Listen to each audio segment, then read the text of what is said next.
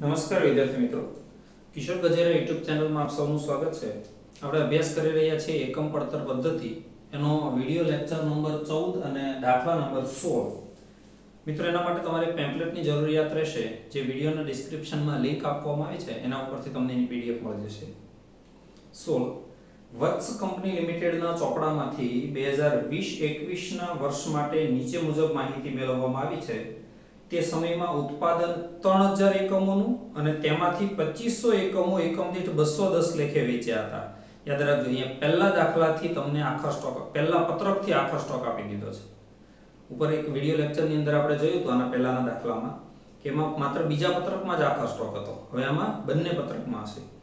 તો 3000 એકમોનું ઉત્પાદન એટલે 2020-21 ના વર્ષે ઉત્પાદનના એકમો 3000, એમાંથી વેચાણના એકમો 2500 એટલે આખર સ્ટોક આવશે 500. વપરાયેલ કાચો માલ 2,25,000, ઉત્પાદન મજૂરી 1,20,000 એટલે સરવાળો પ્રાથમિક પડતર. કારખાનાના શિરોપરી ખર્ચા 60% ચલિત તો બાકીના 40% સ્થિર એટલે કારખાના પડતર, પ્લસ ઓફિસ સ્થિર શિરોપરી ખર્ચા સંપૂર્ણ સ્થિર ઓફિસ પડતર. વેચાણ શિરોપરી ખર્ચા 20% સ્થિર 80% ચલિત એટલે કુલ પડતર. 2021-22 ના વર્ષ દરમિયાન, આ વાત હતી 2020-21 ની.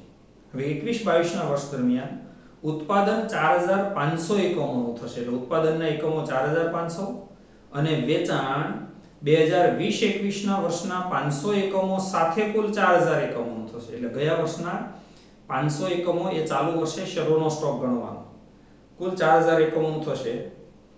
ઉત્પાદન મજૂરીમાં 20% વધારો થશે એટલે અહીંયા આ ઉત્પાદન 4500 એકમોનું થશે. આ પત્રક 4500, ટૂંકમાં ઉત્પાદનના એકમોના આધારે પત્રક બને એવું ધ્યાન રાખવું. હવે મજૂરીમાં 20% વધારો થશે. કારખાનાનો સ્થિર ખર્ચ અને વેચાણ શિરોપરી ખર્ચ અનુક્રમે 9000 અને 17000 થી વધશે એટલે સ્થિર કારખાના અને સ્થિર વેચાણ ખર્ચમાં 9 અને 17000 નો વધારો કરવો. ચલો, ત્યાર પછી છે ઓફિસ ખર્ચ 30% થી વધશે. ઓફિસ ખર્ચમાં 30% વધારો કરવો સ્થિરમાં. પડતર પર 25% નફો ચડાવી વેચાણ કરવાનું છે. બહુ સરળ, પડતર જે આવ્યું એનો 25% નફો એટલે વેચાણ. બંને વર્ષ માટે કુલ તેમજ એકમ દીઠ પડતર દર્શાવતા પત્રકો તૈયાર કરો. બંને વર્ષના પત્રકો બનાવવાના છે. ચલો, આપણી પાસે 20-21 નું પત્રક પહેલા તૈયાર છે. એ પત્રક બનાવી દઈએ, પછી આપણે પેલી આખા સ્ટોક વાળી ગણતરી બંને વર્ષની એક સાથે કરી દઈશું. સૌપ્રથમ વપરાયેલ કાચો માલ 2,25,000.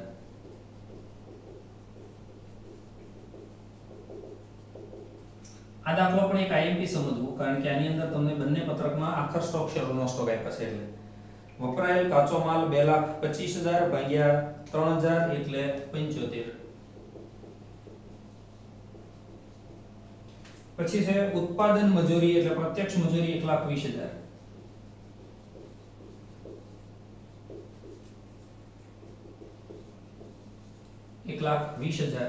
ભાગ્યા 3000 એટલે 40.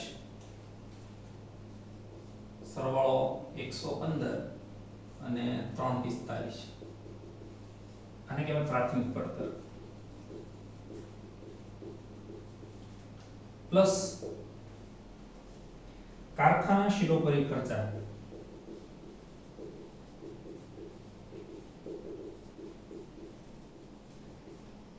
એમાં 60% ચલિત છે તો 40% સ્થિર હોય.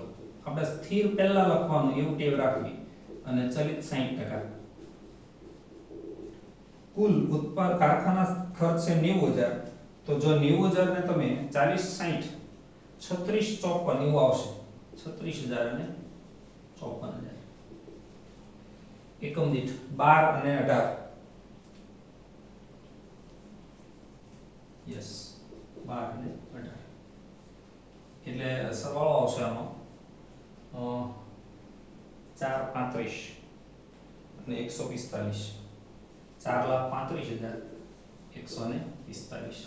આને કહેવાશે કારખાના પડતર. પ્લસ વહીવટી પરોક્ષ ખર્ચ અથવા ઓફિસ પરોક્ષ ખર્ચ એ સંપૂર્ણ સ્થિર છે 45,000 અને એકમ દીઠ આવશે 15 સરવાળો 4,80,000 અને 160 અને વહીવટી અથવા ઓફિસ પડતર કહેવાય 480 ને 160 ઓકે હવે યાદ રાખજો અહીંયા તૈયાર માલનો શરૂનો આખરનો સ્ટોક પ્લસ માઈનસ કરવાનો શરૂનો સ્ટોક નથી એટલે ન લખો તો ચાલે પણ આખર સ્ટોક છે એટલે લખવો પડે માઈનસ તૈયાર માલનો આખર સ્ટોક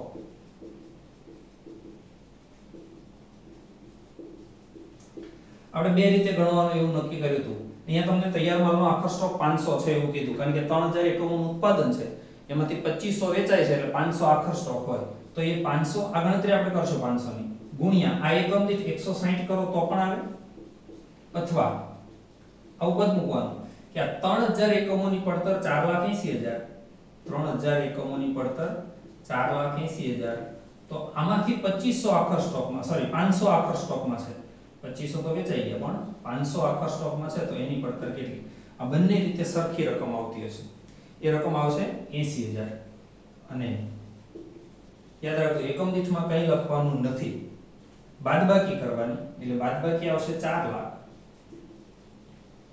હવે આને કહેવાશે વેચેલ માલની ઉત્પાદન પડતર જે માલ વેચાણો છે એની ઉત્પાદન પડતર એને બનાવવા માટે આટલો ખર્ચ થયો અને એ એકમો છે 2500 તો મિત્રો યાદ રાખજો હવેથી જે પત્રક બનશે એ 2500 એકમોના આધારે બનશે તો હવે તમારે 4 લાખ ભાગ્યા કરવાના છે 2500 એટલે સેમ રકમ આવશે 160 પ્લસ વેચાણ વિતરણ ખર્ચ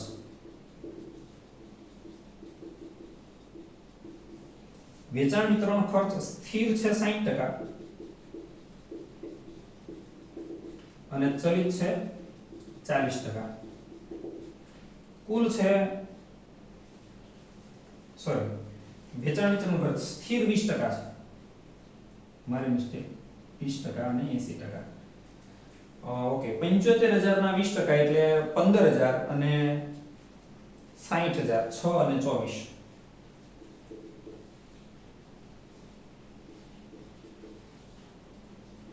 તમારે 15,000 ભાગ્યા 2500 કરવાના છે નહીં કે 3,000 યાદ રાખજો નહીં તો આ ભૂલ થશે નહીં.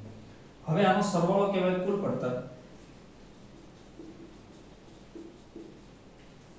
સરવાળો થશે 475 અને 190.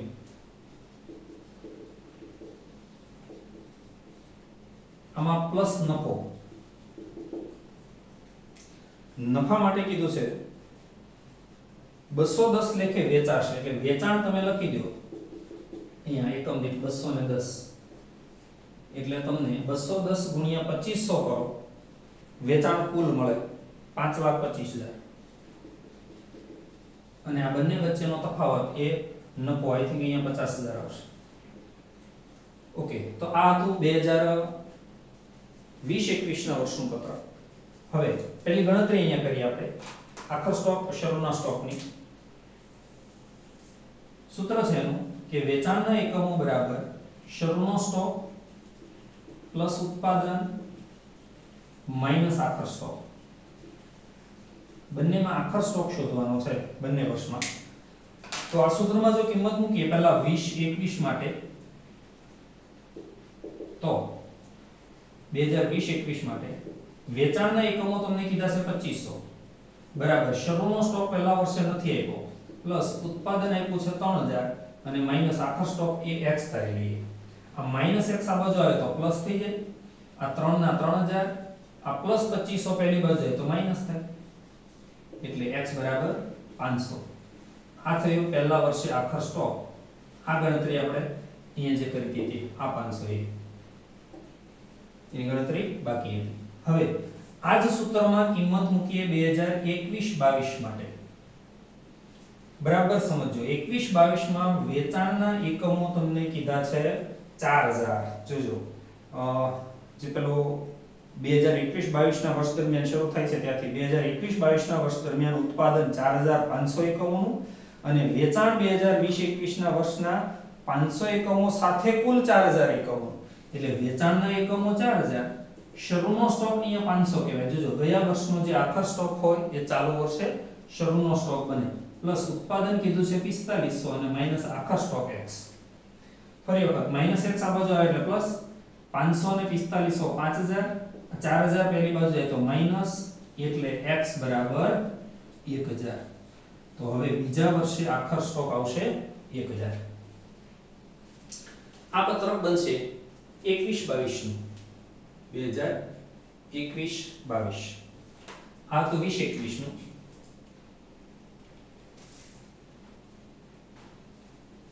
એ 4500 એકમો ઉત્પાદનના આધારે બનશે. સૌપ્રથમ લખીએ વપરાયેલ કાચો માલ.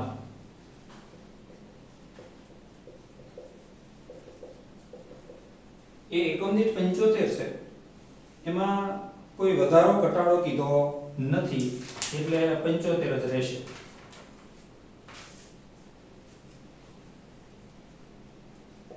એને ગુણ્યા જો 4500 કરીએ તો 3373500 પ્લસ મજૂરી. મજૂરી એકમ દીઠ 40 છે. એમાં તમને 20% વધારો કીધો છે પ્લસ વધારો 20%.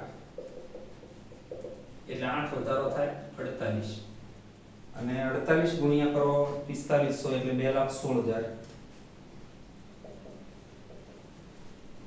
સરવાળો એને કહેવાય પ્રાથમિક પડતર.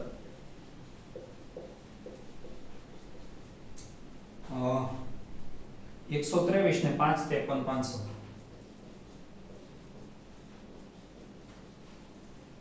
પ્લસ કારખાના પરોક્ષ ખર્ચ.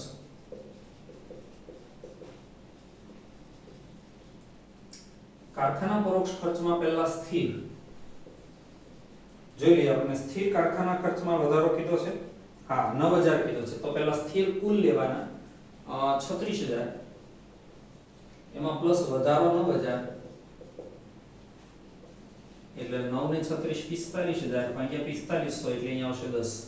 પછી ચલિત જોઈએ. ચલિત કારખાના ખર્ચમાં કોઈ વધારો કીધો છે નથી કીધો એટલે ચલિત એકમ દીઠ 18 લઈ લેવાના અને 18 ગુણ્યા 4500 એટલે 81000. આનો સરવાળો કહેવાય કારખાના પડતર. આ સરવાળો થતો હશે 151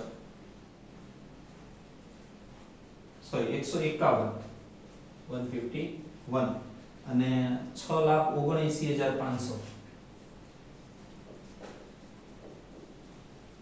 પ્લસ વહીવટી પરોક્ષ ખર્ચ. વહીવટી પરોક્ષ ખર્ચ સંપૂર્ણ સ્થિર છે. એમાં વધારો તમને કીધો છે 30%. ઓફિસ ખર્ચમાં 30% વધારો. વહીવટી ખર્ચ એ જે 45,000 છે એમાં 30% વધારો.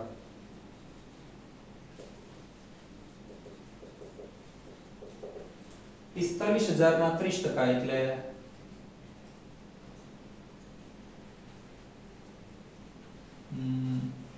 58,500. કુલ રકમ સીધી 58,500 આવે છે એટલે અહીંયા 13,500 વધારો થાય અને 58,500 ભાગ્યા 4500 એટલે એકમ દીઠ 164 અને આ રકમ આવશે 7,38,000. આને કહેવાશે વહીવટી પડતર અથવા ઓફિસ પડતર. હવે બરાબર યાદ રાખજો પ્લસ કરવાનો તૈયાર માલનો શરૂનો સ્ટોક.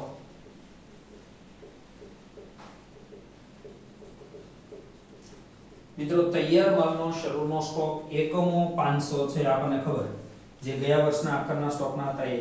તો આ 500 એકમોની ગયા વર્ષે જે પડતર હોય 80,000 એ સીધી જ અહીંયા લઈ આવવાની. કોઈ જગ્યાએ ગણતરી કરવાની નથી. હંમેશા યાદ રાખજો એકમ દીઠ ડેશ 80,000. સરવાળો કરીએ. એકમ દીઠનો હમણાં નથી કરવાનો. આ સરવાળો હમણાં નથી કરવાનો. તો સરવાળો આવશે 8,18,000. આમાંથી માઈનસ તૈયાર માલનો આખર સ્ટોક.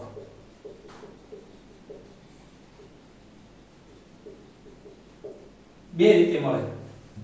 તૈયાર માલનો આખર સ્ટોક 21-22 ના વર્ષે 1000 એકમો છે ગુણ્યા ઓફિસ પડતર 164 છે અથવા પદ મૂકવું હોય તો આ પડતર ઓફિસ પડતર વહીવટી પડતર એ પદ મૂકું 4500 એ 7,38,000 ઘણા શું કરે છે 8,18,000 પદ મૂકે છે ના આ વહીવટી પડતર 7,38 4500 એ 7,38,000 તો 1000 એકમો એ કેટલા એટલે 1,64,000 આવે હજી યાદ રાખજો એકમ દીઠ નહીં હવે બાદબાકી કરો એટલે 6,54,000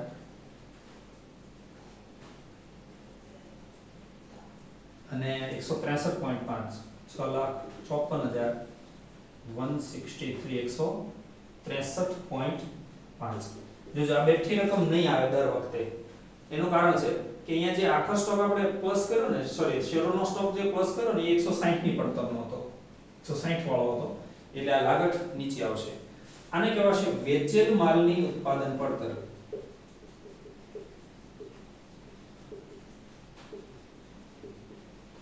પ્લસ વેચાણ વિતરણ ખર્ચ વેચાણ વિતરણ ખર્ચ પહેલા લખીએ સ્થિર સ્થિર એટલે કુલ 15,000 અને 15,000 માં વધારો કીધો છે 17,000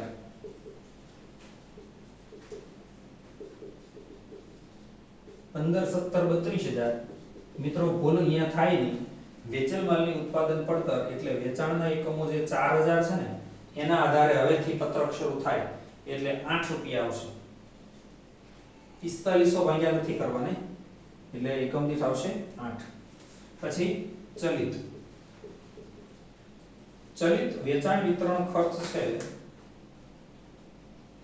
એકમ દીઠ 24 અને એમાં કોઈ ફેરફાર નથી એટલે અહીંયા 24 જ લખશું 24 ગુણ્યા 4,000 એટલે 72 નહીં પણ 96,000 ઓકે આનો સરવાળો કહેવાય કુલ પડતર સરવાળો થાય 195.5 195.5 અને રકમનો થાય છે 7,82,000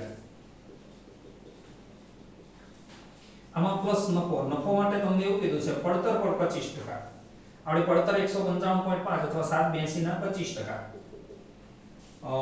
એકમ દીઠ આવશે 48.88 એક્ઝેક્ટ કદાચ ન પણ આવતા હોય અને 195,500 એટલે હવે જે સરવાળો આવે એને કહેવાય વેચાણ 244.88 અંદાજિત 245 અને 977,500